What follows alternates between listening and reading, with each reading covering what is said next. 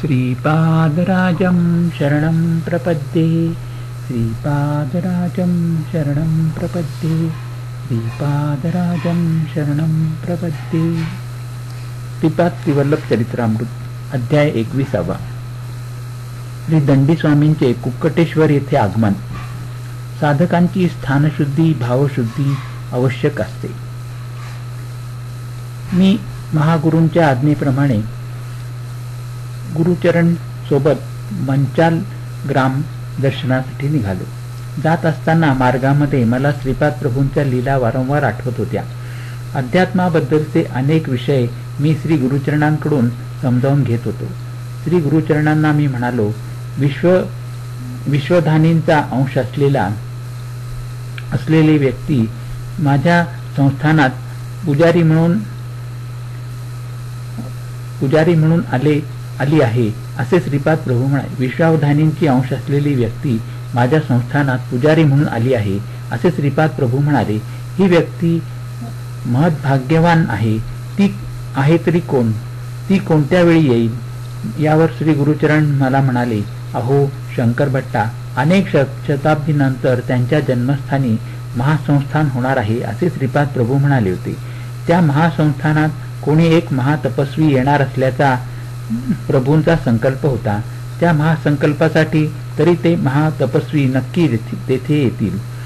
दीर्घकालाच्या ध्यानाने, आराधनेने, पवित्र मंत्रोपचाराने आणि श्रद्धेने केलेल्या पूजाविधानाने येथील भूमी आणि वायुमंडल अत्यंत शुद्ध झाले आहे. विश्व अंतराळातील दशदिशेतील भावतरंग तेथे नेहमीसाठी प्रस्फुटित झाले आहेत. पवित्र भाव असणारे भक्त तेथील पवित्र स्पंदनांचा स्वीकार करतात. अपवित्र भक्तांना अपवित्र स्पंदनांचा अनुभव येतो. एखाद्या ठिकाणी वायुमंडलातील भाव तरंग प्रबळ शक्ती संपन्न होऊन काही प्रयत्न न करता सुद्धा महापुरुषांच्या मानसिक चैतन्याला स्पर्श करून अनेक विचित्र पद्धतीद्वारा त्या विशिष्ट स्थानाला आकर्षित होतात. यात आश्चर्य वाटण्यासारखे काही नाही. त्यामुळे साधक स्थळशुद्धी होऊन तेथे राहू शकतात. भावशुद्धी झालेल्या साधकांना हे शक्य आहे. अशा साधकांची आपण संगती केली पाहिजे. शुद्ध द्रव्यशुद्धी आणि अन्नशुद्धी असलेल्या साधकाकडूनच आपण अन्न अथवा धन स्वीकारले पाहिजे. वेदातील महापंडित म्हणविल्या जाणाऱ्या व्युत्पन्न ब्राह्मणांना सुद्धा श्रीपाद प्रभूंच्या कृपाकटाक्षाचा लाभ होऊ शकत नाही, परंतु तोच दोषरहित अल्पज्ञान असणाऱ्या भक्तांना सहजपणे होतो. मी पौंड्र देशात म्हणजे ओरिसा राज्यात जगन्नाथपुरी क्षेत्रात व्यापाराच्या निमित्ताने गेलो होतो. तेथे मला श्री जगन्नाथांच्या मूर्तीमध्ये श्रीपाद प्रभूंचे दर्शन झाले. माझ्याबरोबर आलेल्या 3-4 भक्तांना श्रीपाद प्रभूंनी त्यांच्या इष्टदेवतांच्या स्वरूपात दर्शन देऊन तत्काळ स्वतःच्या रूपात दर्शन दिले. सर्व देवी देवतांच्या रूपात मीच आहे असा मौन बोध त्यांनी केला होता. दंडी स्वामींचा गर्वभंग. आम्ही जगन्नाथपुरीला गेलो त्याच दिवशी दंडी स्वामी आपल्या 108 शिष्यांना बरोबर घेऊन तेथे आले होते. कोणी एखादा महात्मा दिसताच त्यांच्या चरणांवर मस्तक टेकून नमस्कार करणे ही आमची रीतच होती. आम्ही दंडी स्वामींच्या चरणांवर आपले डोके ठेवून नमस्कार केला आणि काय आश्चर्य, तत्काळ दंडी स्वामींची वाचा गेली. त्यांना काही बोलताच येईना. आम्ही सर्वांनी श्री दंडी स्वामींना पुन्हा वाचा यावी अशी श्रीपाद प्रभूंच्या चरणी नम्र प्रार्थना केली. त्या प्रार्थनेचे फलस्वरूप त्या स्वामींची गेलेली वाचा परत आली. दंडी स्वामींचे शिष्य श्रीपाद प्रभूंच्या शिष्यास पाहून कुतर्काने म्हणाले, श्रीपाद हे क्षुद्र मांत्रिक आहेत. त्यांचे शिष्य सुद्धा क्षुद्र मांत्रिक आहेत. त्यांच्या क्षुद्र विद्येने आमच्या दंडी स्वामींची वाचा जावी असे त्यांनी केले, परंतु आमचे स्वामी समर्थ असल्याने त्यांची वाचा पुन्हा आली आणि ते स्वस्थ झाले. आमचे गुरु श्री दंडी स्वामी श्रीपादांचे खरे स्वरूप जनतेसमोर आणतील. ते पिठापुरमला जाऊन श्रीपाद श्रीवल्लभांशी शास्त्र चर्चा करून त्यांना पराभूत करून विजयपत्र घेऊन येतील, यात शंकाच नाही. पिठिकापुरम मधील प्रजाजनांनी श्री दंडी स्वामींच्या स्वागतासाठी एक महान रथाचे आयोजन केले होते. आम्ही ते ऐकून निरुत्तर झालो. जेव्हा भक्त श्रीपाद प्रभूंना अनन्य भावाने शरण जातो तेव्हा ते आपल्या लीला विधानांनी भक्तांचे संकटातून रक्षण करतात. आश्चर्याची गोष्ट अशी की समस्या निर्माण करणारे श्रीपाद प्रभू आणि त्याचे निराकरण करणारे सुद्धा श्रीपाद प्रभूच. अशा अनेक अंतर्मय लीला करून श्रीपाद प्रभू सर्व दत्तभक्तांना अनुभव करून देत असतात. काही दिवसांनी दंडी स्वामींनी पिठिकापुरम क्षेत्री प्रवेश केला. माझ्या भाग्यामुळे मी शंकर भट्ट सुद्धा पिठिकापुरमला आलो होतो.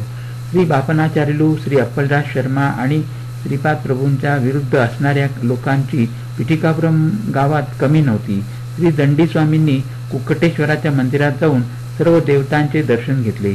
स्वयंभू दत्तात्रेयांचे सुद्धा दर्शन घेऊन ते म्हणाले, येथे असलेल्या स्वयंभू दत्तात्रेयांचा महिमा अपरंपार आहे. असे सांगून पुढे म्हणाले की त्यांचा अवतार श्रीपाद प्रभूंचा गर्व दूर करण्यासाठी आहे. त्या दिवसापासून त्यांनी आपल्या संकल्पशक्तीने कुंकुम, विभूती यासारखे पदार्थ निर्माण करून आपल्या भक्तांना देण्यास सुरुवात केली. पिठिकापुरममधील ब्राह्मणाने वेदमंत्रांच्या गजरात दंडी स्वामींचे स्वागत करून त्यांना कुक्कटेश्वराच्या मंदिरात नेले. गावात दंडी स्वामी आल्याची दवंडी पेटविली. स्वतः दत्त अवतार असलेल्या श्रीपाद प्रभूंनी दंडी स्वामींची तपस्या जाणून त्यांना साष्टांग नमस्कार घातला. श्री बापनाचार्युलूंनी दंडी स्वामींचे दर्शन घेऊन त्यांची शरणागती पत्करली. श्री अप्पलराज शर्मा यांनी श्री दंडी स्वामींचे दर्शन घेऊन परंपरेनुसार पूजा अर्चा होत असलेली एक काळ्या पाषाणाची मूर्ती त्यांना अर्पण केली. व्यंकटप्पाया श्रेष्ठी यांच्या अध्यक्षतेखाली आर्य वैश्य समितीचे संमेलन झाले. या संमेलनात एक ठराव सर्वमताने पास झाला की कोणत्याही परिस्थितीत श्री दंडस्वामींच्या अकृत्यांना श्रीपाद प्रभू, अप्पलराज शर्मा आणि बापनाचार्युलू सहकार्य करणार नाहीत. नरसिंह वर्मा यांच्या अध्यक्षतेखाली झालेल्या क्षत्रिय सभेत सुद्धा हाच प्रस्ताव अनुमोदित झाला. श्रीपाद प्रभू आपल्या आजोळच्या घरातील अंगणात असलेल्या औदुंबराच्या झाडाखाली विश्रांती घेत होते. दिव्य कांतीच्या कळा पसरविणाऱ्या श्रीपाद प्रभूंकडे पाहून श्रेष्ठींना गहिवरून आले आणि त्यांच्या नेत्रातून काही अश्रुबिंदू ओघळले. बापनाचार्युलू, श्री अप्पलराज शर्मा आणि श्रेष्ठी हे तिघे श्रीपादांच्या मुखारविंदाकडे पाहत होते. त्यांच्या अगदी जवळ ते बसले होते. श्रीकृष्णासारख्या दिसणाऱ्या श्रीपाद प्रभूंना भूक लागली होती. त्यांची आजी राजमंबाने श्रीपाद प्रभूंना खाण्यासाठी एक चांदीच्या भांड्यात दहीभात आणला. श्रीपाद प्रभूंनी तो मोठ्या आवडीने खाल्ला. तो भात खाल्ल्यावर श्रीपाद आपल्या आजोबांना वेदघोष करा असे म्हणाले. बापनाचार्युलूंनी वेदघोष करण्यास सुरुवात केली. त्यांच्याबरोबर श्री अप्पलराज शर्मा व स्वतः श्रीपाद प्रभू सुद्धा वेदघोष करीत होते.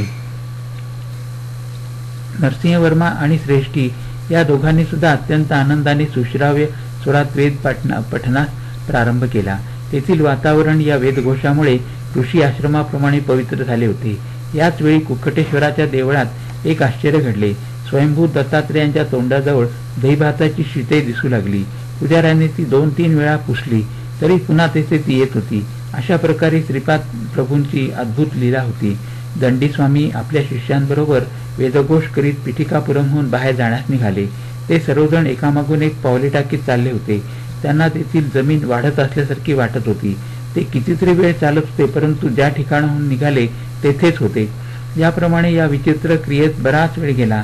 सर्वांना हे पाहून मोठे आश्चर्य वाटले. तेवढ्यात दंडी स्वामींच्या हातातील दंड तुटून त्याचे 2 तुकडे झाले. दंडी स्वामींना मात्र आपल्या शरीराचे 2 तुकडे झाल्यासारखे वाटले. पिठिकापुरममधील ब्राह्मणांना ही घटना भयप्रद वाटली. दंडी स्वामींनी आतापर्यंतच्या अनुभवावरून त्यांना कळून चुकले होते की श्रीवल्लभ आपल्यापेक्षा कैक पट अधिक शक्ती संपन्न आहेत. त्यांचा विरोध केल्यास अनर्थ घडून येईल अशी त्यांची खात्री पटली होती. अशा परिस्थितीमध्ये आपल्या गावी कसे जावे याची त्यांना चिंता लागून राहिली होती. मोहनाश म्हणजेच मोक्ष. पिठिकापुरममध्ये अब्बन्ना नावाचा एक गृहस्थ राहत होता. तो सर्प पकडून त्यांचा खेळ करून आपली उपजीविका चालवित असे. तो एकदा बापनाचार्युलूंच्या घरी आला. श्रीपादांनी त्यावेळी वेदघोष थोडा वेळ थांबविण्यास सांगितले. अब्बन्नाला पोटभर जेवण दिले. नंतर त्यास बोलावून म्हणाले, येथून एक पाणी घेऊन श्री कुक्कटेश्वराच्या मंदिरात जा. दत्तप्रभूंचा एक अवतार त्यांच्या चरणद्वयाबरोबर संचार करीत असताना अकारण ज्यांनी त्यांची निंदा केली असे महापापी लोक कुक्कटेश्वर मंदिरात आहेत. त्यांना मृत्यूनंतर पिशाच्य योनी प्राप्त होईल असे चित्रगुप्ताने भाकीत करून ठेवले आहे. मी चित्रगुप्ताबरोबर संवाद करून त्यांच्या पापाचा परिहार कसा करावा याचा उपाय शोधून काढला आहे. भूमातेने सुद्धा तिचा आग्रह केला आहे. तू तेथे जाऊन भूमातेस शांत राहण्याचा माझा निरोप सांग. श्रीपादांच्या दर्शनास उत्सुक असणाऱ्या भक्तांना तुझी संमती घ्यावी लागेल.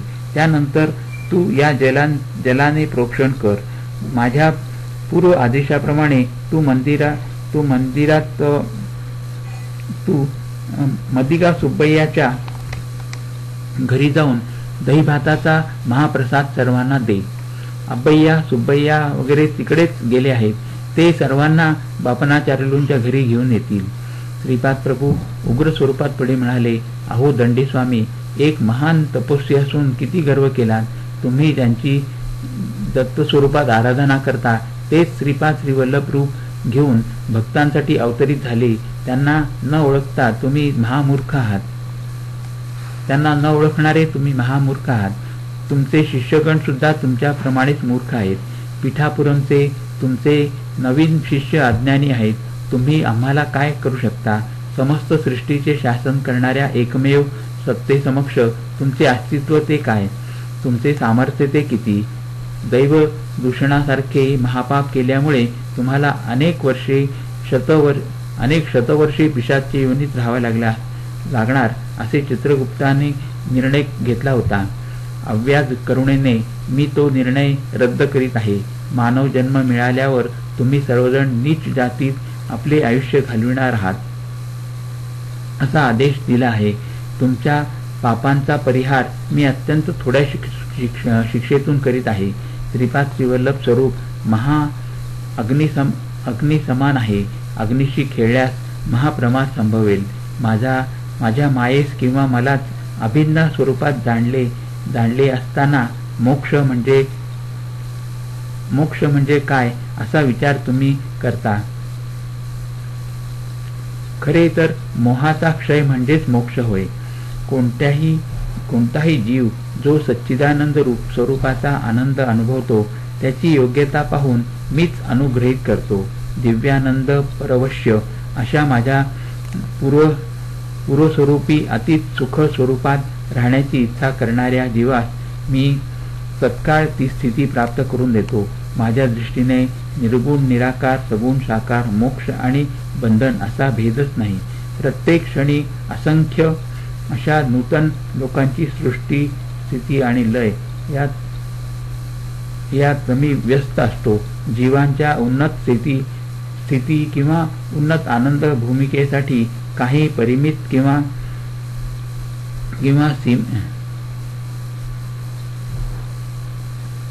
काही परिमिती किंवा सीमा नाही. मरणानंतर माझ्या स्वरूपात लीन होऊ इच्छिणाऱ्या साधकांनी माझ्या ठिकाणी अवश्य यावे.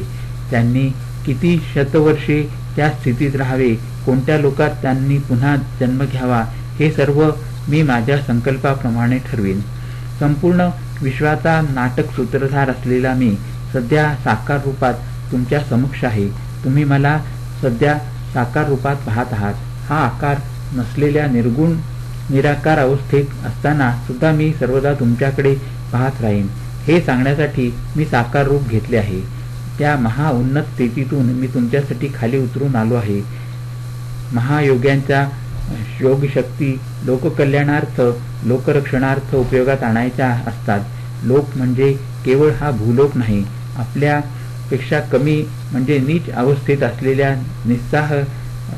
निस्सहाय्य स्थितीत असलेल्या जीवांना सहाय्य करणे मदत करणे हा मानवी धर्म आहे. मी धर्ममार्ग कर्ममार्ग योगमार्ग भक्तिमार्ग आणि ज्ञानमार्ग यांचा बोध करण्यासाठी अवतरित झालो आहे. मी सर्व धर्माचे मूळ असलेले एकैक सत्य, सर्व धर्माचे मूळ असलेला एकैक धर्म आणि सर्व धर्माचे कारण असलेला एकैक कारण आहे. माझ्या संकल्पाशिवाय या सृष्टीत काहीच घडत नाही. मी नसलेले या सृष्टीत काहीच नाही. मी आहे म्हणून तू आहेस. ही सृष्टी आहे. यापेक्षा वेगळे सत्य मी तुला काय समजावून सांगू. तू हिमालय पर्वतावर जाऊन निसंग होऊन तपाचरण कर. तुला शिष्य संघटनेची गरज नाही. तू मोक्ष मिळविलास किंवा उद्धरून गेलास तरी या सृष्टीचे किंवा माझे असे काहीच नुकसान होणार नाही. सृष्टीतील सर्व व्यवहार व्यवस्थितपणे यथाविधी पार पडतील हे समजून घेणे तुझ्या दृष्टीने आवश्यक आहे. तुझ्या सोबत तू पिठापुरमचे शिष्य घेऊन जाशील तर ते उंटाच्या लग्नाला गाढवाचे संगीत असे होईल. उंटाच्या सौंदर्याची स्तुती गाढवाने करावी आणि गाढवाच्या गायन माधुर्याची प्रशंसा उंटाने करावी असे होईल. परस्परांनी एकमेकांच्या प्रशंसेचे पूल बांधले तरी यथार्थ स्थिती काही बदलत नाही आणि ती निराळीच असते. एवढे बोलून श्रीपाद प्रभूंनी मौन धारण केले. अरुंधती वशिष्ठ संबंध. त्यावर मी म्हणालो, अहो गुरुचरण, अरुंधती मातेचा जन्म चांडाळ वंशात झाला असे मी ऐकले आहे. तिचा विवाह वशिष्ठ ऋषींबरोबर कसा झाला? यावर गुरुचरण म्हणाले, पूर्वी वशिष्ठांनी 1000 वर्षे तपाचरण केले होते. त्यावेळी अक्षमाला नावाच्या एका चांडाळ कुलातील कन्येने त्यांची उत्तम रीतीने सेवा केली.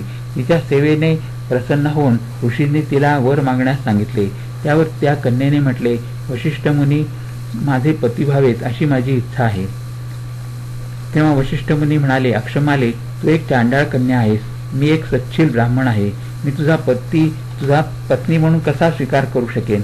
या वक्तव्यावर अक्षमाला म्हणाली, अगोदर वर मागण्यास आपणच मला प्रेरित केले आणि आता इच्छित वर मागितल्यावर आपल्या वचनापासून मागे का फिरता? वाकदोषाच्या भीतीने वशिष्ठ मुनी म्हणाले, तुझा देह माझ्या इच्छेनुसार करण्यास तुझी संमती आहे काय? त्यावर अक्षमालेने होकार दिला. वशिष्ठ मुनीने तिला भस्म केले आणि पुन्हा जिवंत केले. असे त्यांनी 7 वेळा केले. 7व्या जन्मी तिचे चांडाळ वंशातील सारे दोष नष्ट होऊन ती अत्यंत पवित्र स्त्री झाली. त्यावेळी वशिष्ठ मुनींनी तिच्या बरोबर विवाह केला. वशिष्ठ मुनींनी केलेल्या शुद्धीकरणाच्या कर्मास तिने विरोध केला नसल्याने तिचे नाव अरुंधती असे पडले आणि त्याच नावाने ती प्रसिद्धी पावली.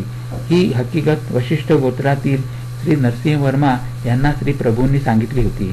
शूद्र जातीत जन्म झाला असला तरी ब्राह्मणांची कर्मे करणारा 7व्या जन्मी उपनयन झाल्यानंतर ब्राह्मण पदाला प्राप्त होऊन ब्राह्मण कुलात स्वीकारला जातो.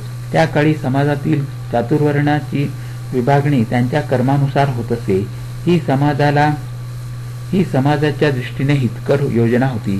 परंतु काही कालानंतर ही विभागणी कर्मावर आधारित न राहता जन्मावर आधारित झाली. पूर्वीच्या काळी ब्राह्मण कुलात जन्मलेल्या ब्राह्मणांची नियत कर्मे न करता वाणिज्य करीत असेल तर तो वैश्याच्या वर्णास योग्य होई. तसेच एखादा क्षत्रिय अत्यंत सात्विक वृत्तीचा असून त्याला ब्राह्मणांच्या कर्मामध्ये अधिक रस वाटल्यास तो ब्राह्मण पदाला योग्य होऊ शकत असे. श्री दत्तप्रभूंवर विश्वास ठेवणाऱ्या साधकांना ते उन्नत स्थितीत नेऊन त्यांच्या योग्यतेप्रमाणे शिष्यत्व देत. त्यांचे भक्त कोणत्याही कुलात जन्मले असले किंवा कोणत्याही परिस्थितीत असले तरी सुखी जीवनाला आवश्यक असणारे आयु, आरोग्य, ऐश्वर श्री दत्तगुरू आपल्या भक्तांना देत.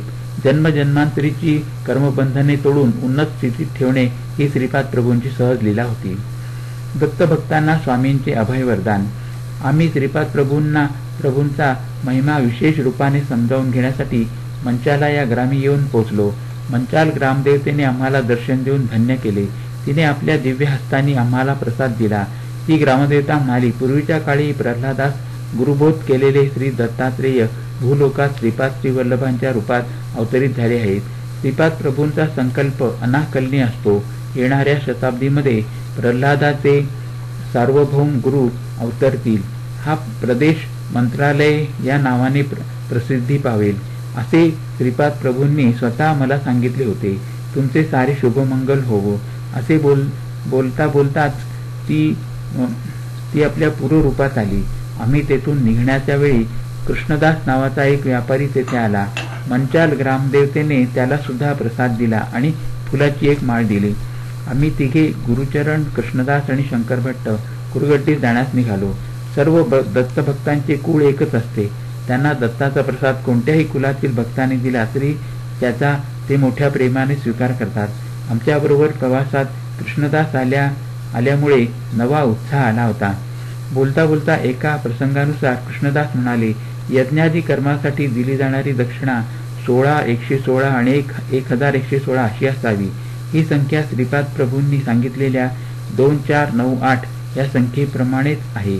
परमात्म्यापासून ज्याप्रमाणे जगताची निर्मिती होते त्याचप्रमाणे पित्यापासून पुत्रांची निर्मिती होते.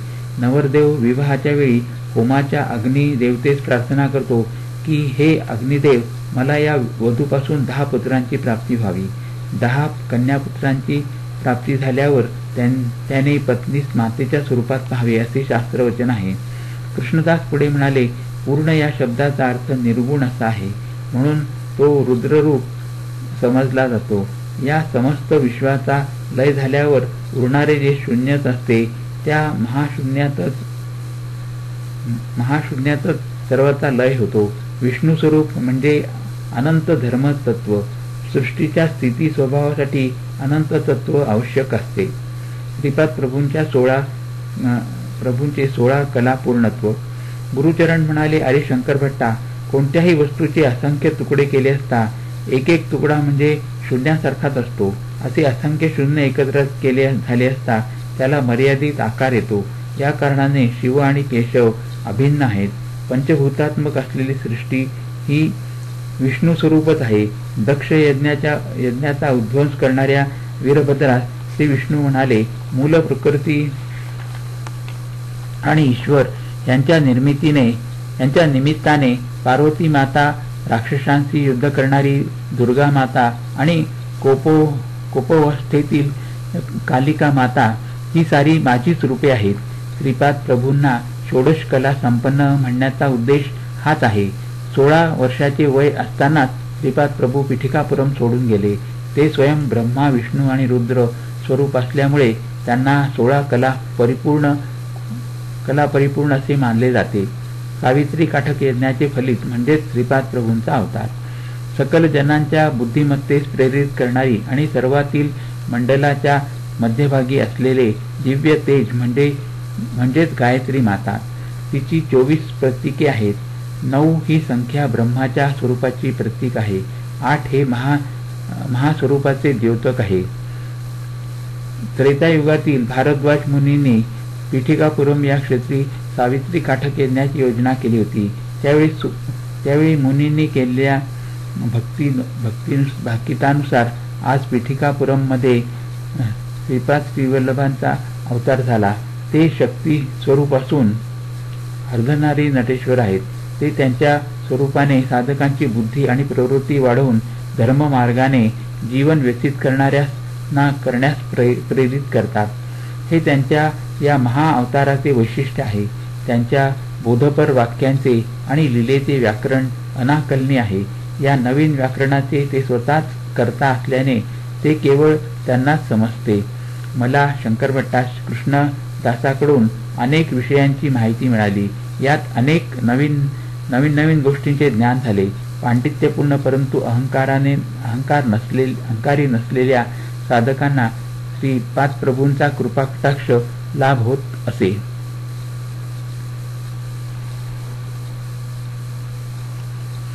कृष्णदास म्हणाले, श्रीपाद प्रभू हे पिप्पेलिकापासून ते ब्रह्मापर्यंत सर्वत्र व्याप्त आहेत. एकदा नरसिंहवर्मांच्या शेतात श्रीपाद श्रीवल्लभ आणि वर्मा विश्रांती घेत होते. तेवढ्यात तेथे 2 नाग आले. श्रीपाद प्रभूंनी मोठ्या कौशल्याने त्यांना मारून दूर फेकले. नरसिंहवर्मांना गाढ निद्रा लागली होती. त्यांच्या जवळ अत्यंत मोठ्या आकाराच्या लाल मुंग्या आल्या. इतक्या मोठ्या मुंग्यात पूर्वी श्रीपाद प्रभूंनी कधी पाहिल्याच नव्हत्या. त्यात जाऊन वर्मांची झोप मोड होऊ नये म्हणून श्रीपाद प्रभूंनी त्या सर्व मुंग्यांना मारले. मेलेल्या मुंग्यांचा एक लहानसा ढीग समोर होता. थोड्याच वेळात नरसिंहवर्मांना जाग आली. त्या मेलेल्या मुंग्यांना पाहून त्यांना दया आली. त्यावेळी श्रीपाद प्रभू स्मित करून म्हणाले, राजाला त्याच्या सेवकांचे रक्षण करावेच लागते. हा प्रकृतीचा नियम आहे. या अद्भुत मुंग्या निर्माण करणारा एक अद्भुत जादूगार आहे. तेवढ्यात एक पांढऱ्या रंगाची, आकाराने थोडी मोठी, इतर मुंग्यांपेक्षा मोठी व कांतिमान अशी मुंगी तेथे आली.